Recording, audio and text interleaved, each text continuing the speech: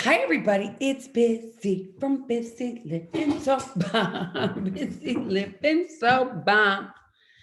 Episode 238. I have JF in the house, and Penelope, and Lily. We've The whole got family's the here. whole family. The dogs are here. The dogs are here. They're all around us. So it's episode 238, and I want to say a couple things about last week and the feedback I've gotten. And I want to say thank you to everybody that wrote to me and everybody that said it was really deep. And it was really deep, and I got really honest. But I feel like if I shine a light on a subject, then it gives it freedom. Just like when I told everybody I was an alcoholic, and that gave it freedom. It didn't seem like such a secret. And I think there's other people that have dealt with the same thing that I'm dealing with, but it doesn't consume me. So I did that last week, and now I'm in today. I'm in March 9th at 4:47. My dog's tail is literally banging on the wall. I'm so sorry. Here she is. I'll let you see her. Here she is. There she is, the big girl. That's Penelope. Penelope, go lay down. So maybe JF will go put her outside. Do you want to go put her outside while we do this? Well, That'd the be door's awesome. open. So he's gonna go put her outside and breathing, breathing, breathing. I was talking to somebody today, and it's life is so about living in the moment. And we're going to talk about living in the moments and letting go. Living in the moments and letting go. Living in the moments and letting go. And life can be overwhelming. Life can be hard. It's not easy. And I've said numerous times, and my mother said this to me, life is not fair, and it just never will be fair, and it just isn't fair. So knowing that is a huge thing. And knowing that if I don't have to go to this isn't fair, or this is fair, this isn't fair, I think that it gives us freedom, because we're like, oh, this isn't fair. Well, okay, it's not fair, but what am I going to do about it? It is what it is. And I'm talking about life. I heard. And I'm talking about fair and letting go and living in the moment. So it's step 3. And I've talked about this many times before, but step 3 is letting go. And today I had the honor and privilege to have somebody new come to a meeting that I host in the morning at 8 a.m. Eastern Standard Time. The information's on BusyLivingSober.com under Morning Hope, if you ever wanted to come to the Zoom meeting and check me out in person. But this woman came today, and she was hurting, and she felt alone. And, I was telling her, and I would love to hear JF's thoughts on this next, but, if we start our day with negative thoughts and we feed that negativity, you feed the negativity. So you like, okay, my life is not great because it's raining or it's sunny. But this person didn't do what I want them to do, or this person didn't do what I wanted them to do. This didn't happen the way that I thought it was supposed to happen. And now I'm in a bad mood. And then we feed that and we take it to the next level. And then this is terrible. And then this is terrible. And this is terrible. And we go down this rabbit hole. And so there was a woman on this meeting today, as I was saying, that was hurting. And I said, each day we have so much to be grateful for. Correct. But you have to get into action with the gratitude. Oh, yeah. You have to acknowledge it. How do you acknowledge it? I actually, I thank God every morning for just being awake and being alive and having another day and another day to, try to do my best. So that's the way I start my morning every morning, is I just thank God for what I have. That's my action. That gets me started on the right foot, too. Gets me started in a good place, gets me started in a positive way. And I generally carry that forward for at least a while. Well, it's important to do it each day. And so, having gratitude and writing it down, writing it on a piece of paper is so important, I think. Mm-hmm. And I think that especially in the beginning, to get used to it, like especially if you've been battling drinking, or it's been taking over more of your life than you hoped that it would. And it's become a thing when you don't want it to be a thing. and you're like, what am I going to do? I'm going to quit drinking. How am I going to do? Am I going to go to an AA 12-step meeting? Am I going to do that? Or does that feel too uncomfortable? And I know a lot of people feel like it's uncomfortable. I was totally scared to go to my first meeting. It was like, oh my gosh, where am I going? What is this going to be like? This is going to stink. And in the end, it was the best thing I ever did. But I was scared. I was so scared. And I still remember how scared I was. I was like, this is the last place in the world I want to go, is to an AA meeting. And I did. And there is where I learned how to live life on life's terms. And I don't do it perfectly by any imagination on a daily basis. No. It's not easy because, let's face it, we're human, and every now and then we want to have things on our terms. Right. Most days we want things on our terms. Well, the way we think that they're supposed to be. And it's so interesting. Like, I think that being open and not having judgment, because our judgment, at least my judgment, I'm going to speak for myself and then JF can see what he says, but my judgment isn't always right. What I think is bad, a lot of times in the end was really good. Like, things that have happened in my life that you would think were catastrophic or horrible have in the end been things that are actually have given me a new set of glasses. You know, I think that it's like life is such a journey. I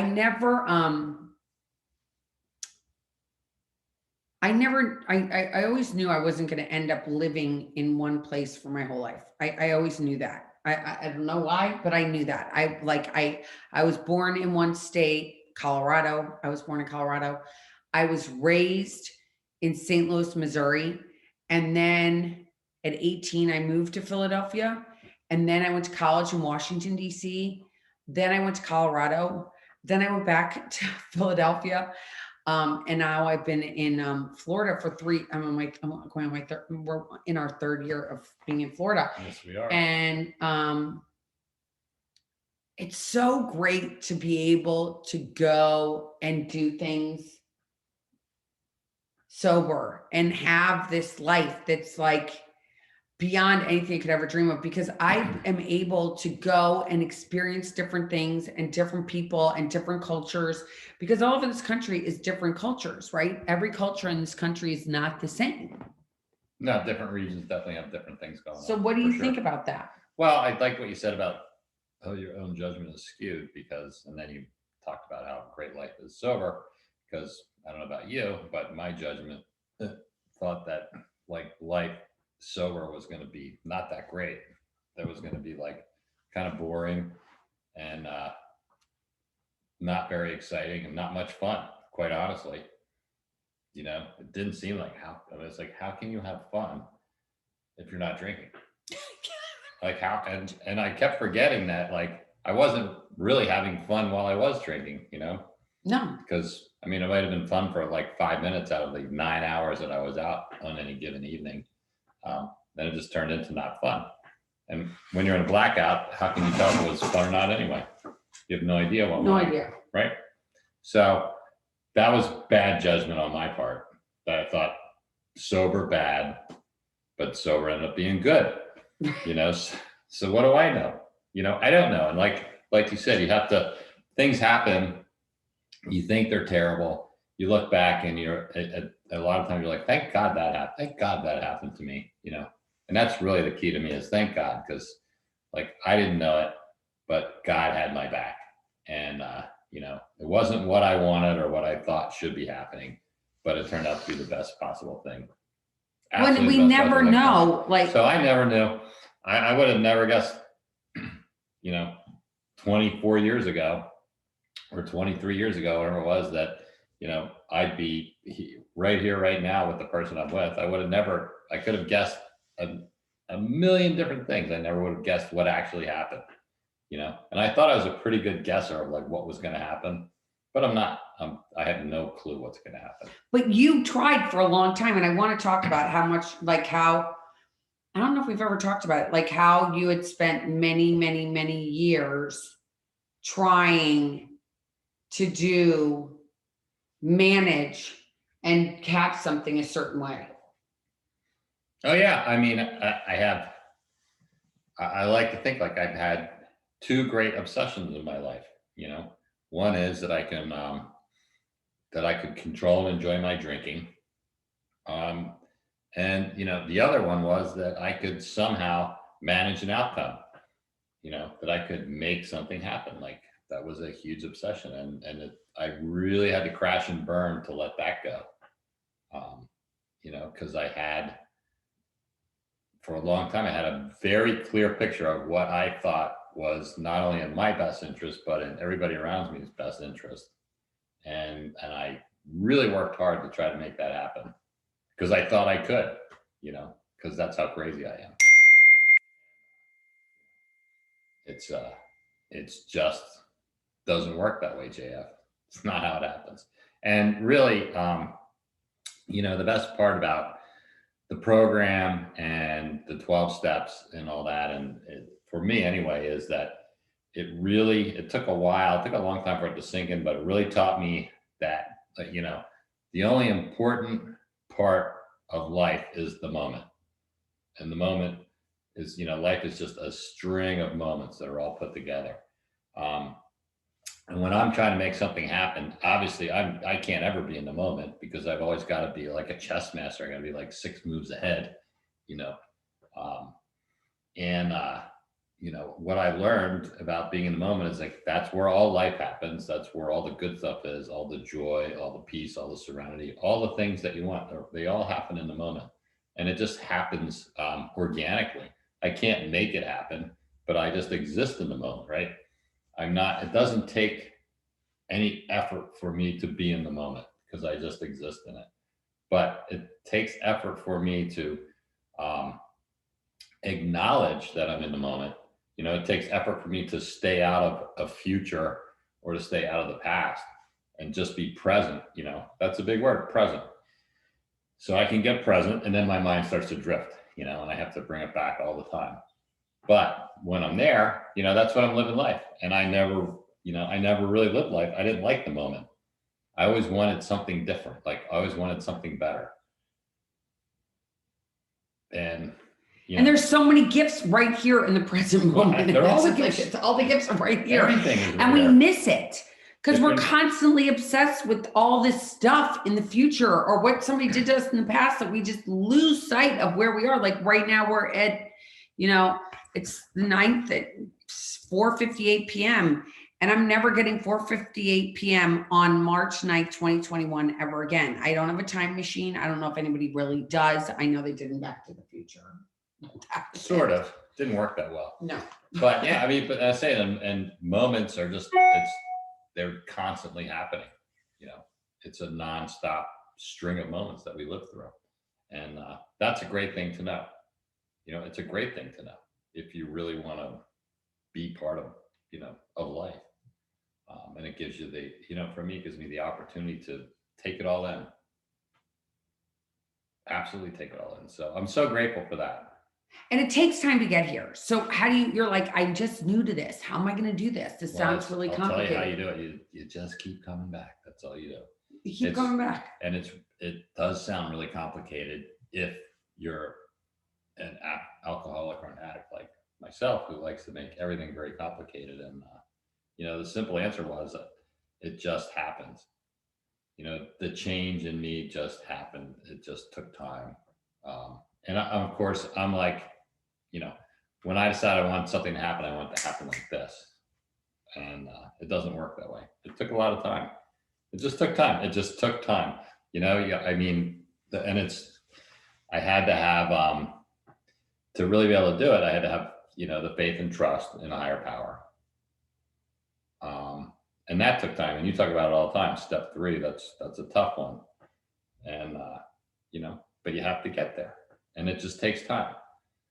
And, it says in our literature is that, if you are willing to, all you have to do is just be willing to, I just have to be willing to put my faith and trust in a higher power, even though I probably can't do it. But if I'm willing to do it, that's all I need to do. Willingness is the key, and it will happen eventually. Willingness, it will happen. Willingness. It will happen eventually for everybody, but I couldn't do it. I was willing, but I couldn't do it. I could not put my faith and trust in a higher power. It was not possible for me to do for a long time. but slowly, you know, It took you longer, I think, they than it took ground me. all, it did. They grinded off all the rough edges, and, and I got it. And some people I know have taken longer than I have. It's just, And some people have taken shorter than I have. Everybody's different. It's everybody's different. And I think that if you're listening to this podcast for whatever reason, if you're like, what is Busy Living Sober? What is it about? And, the main thing Busy Living Sober is about is letting you know that you're not the only one that's going through this, and that we've been through this, and we get it, and it's hard, and we want you to know you're not alone. And so this willingness, what does that feel like to be willing? Or are you willing to walk outside even if it looks cloudy? Are you willing to walk outside even if it's hot outside? Are you willing to get on a plane even if I don't want to be dark. I don't want to be that dark. I'm not going there. But are you willing to get in your car and drive somewhere? Are you willing to take a chance and buy something that maybe you never would have bought before? Are you willing to have a friend that might look different than what you ever thought that person would look like?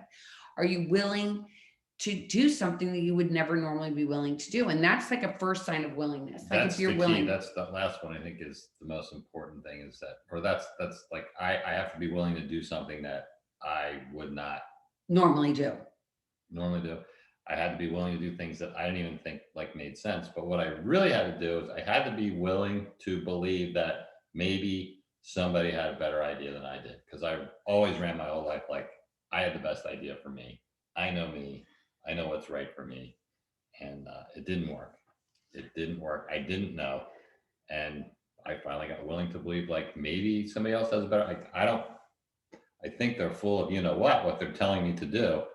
But I'm going to try it. I'm going to try it anyway. And that's what I love about history, is that history teaches us what could happen and what couldn't happen, right? So we see history, we read history books.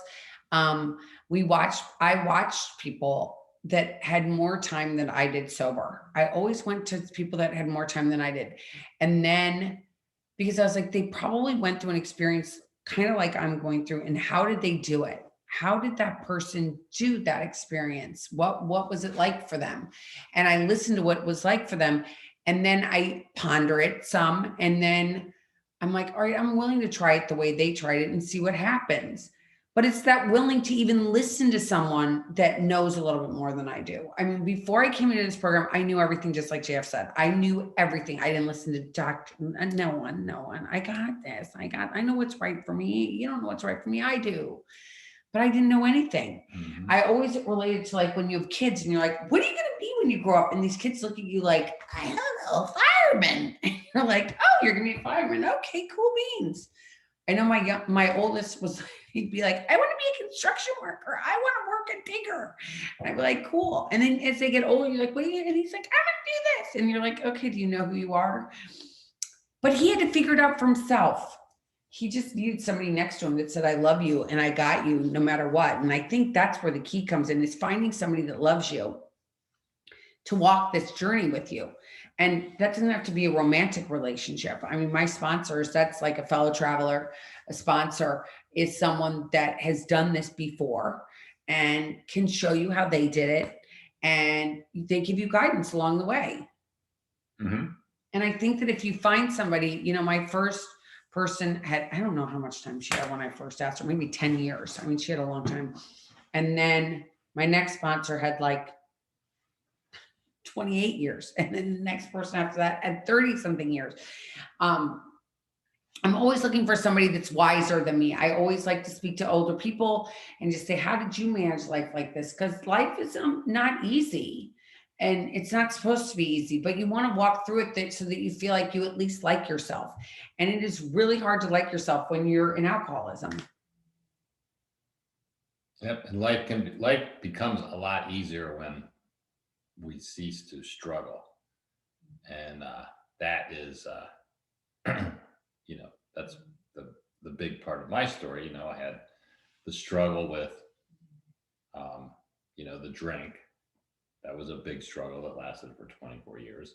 trying to figure that out, until somebody finally said, that if you don't drink, you can't get drunk. And that was the answer I was looking for.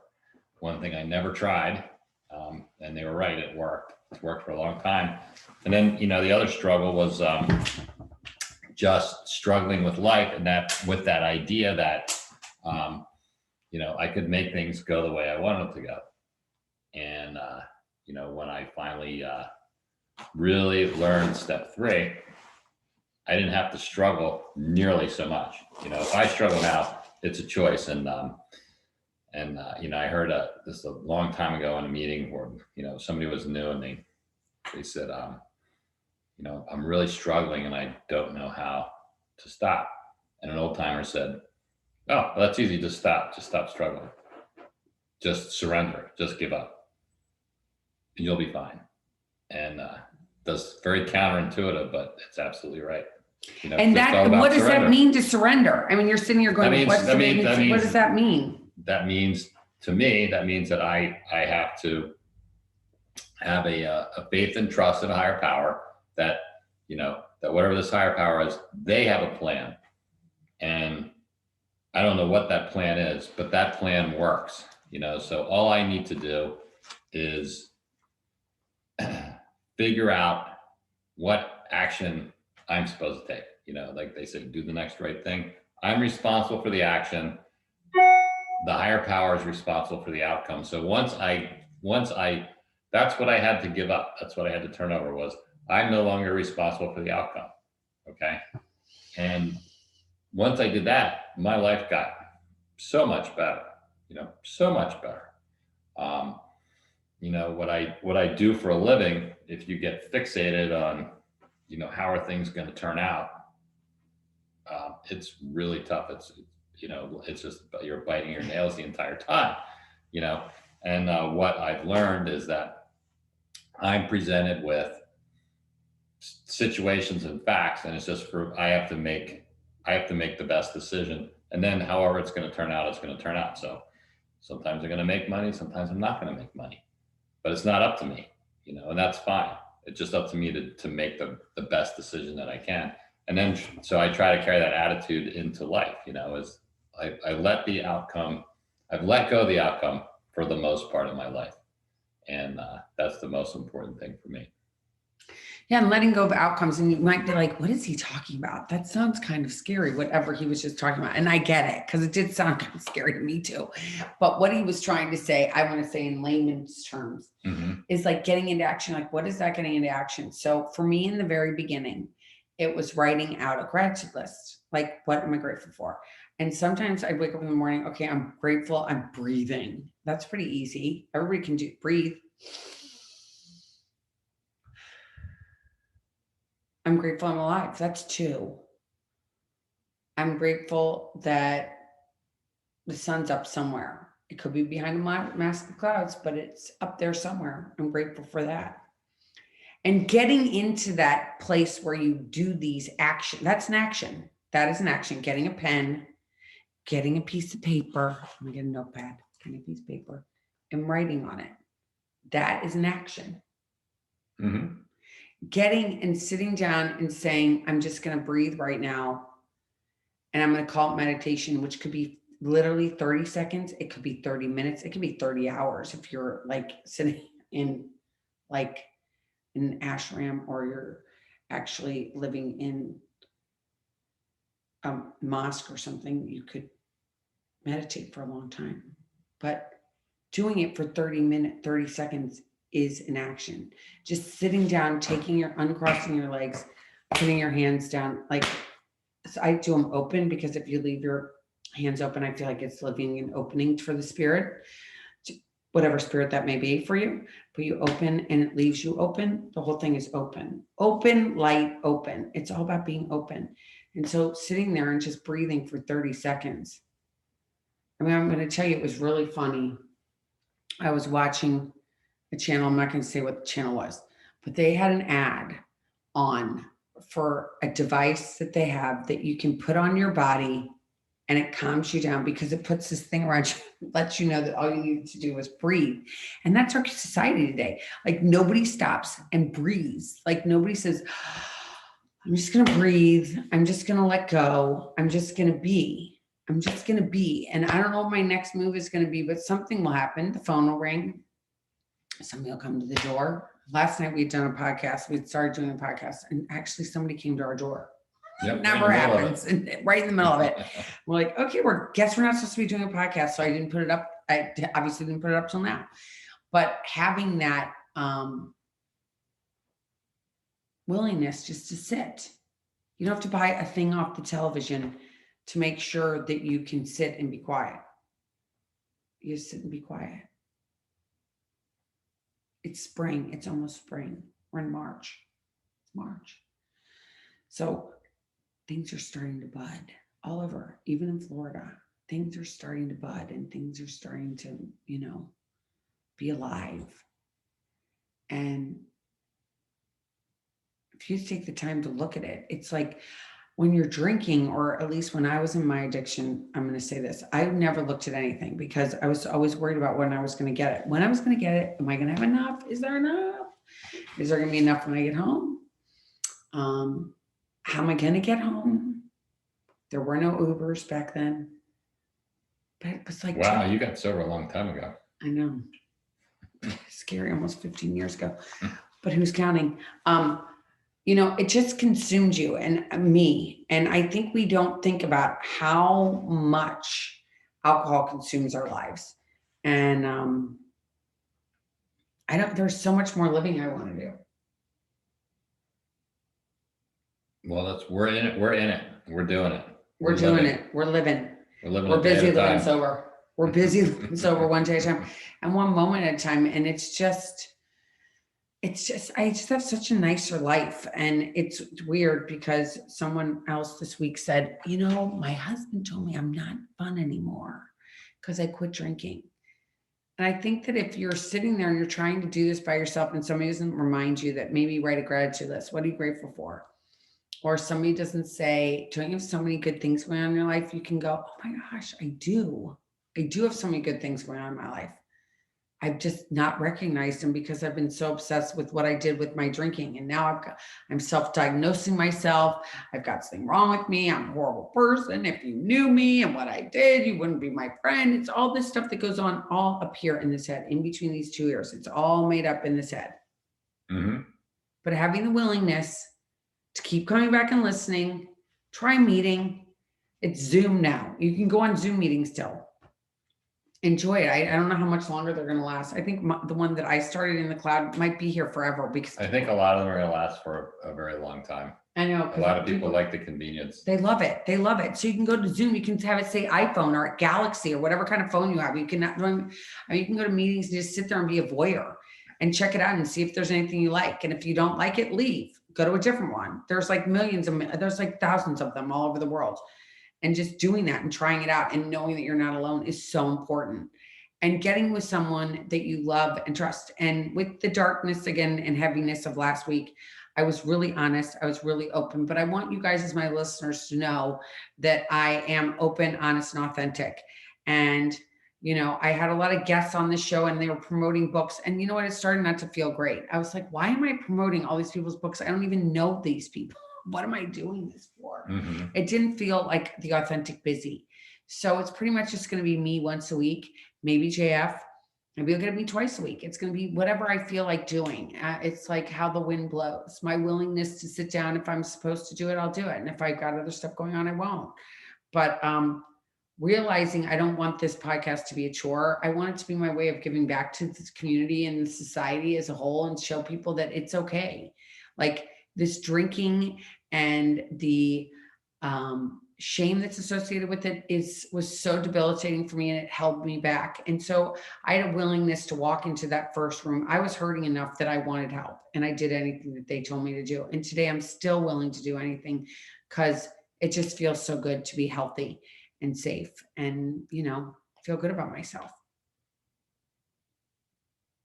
I hear you. I agree. Are we done? I think we are. We're done. That's it for today.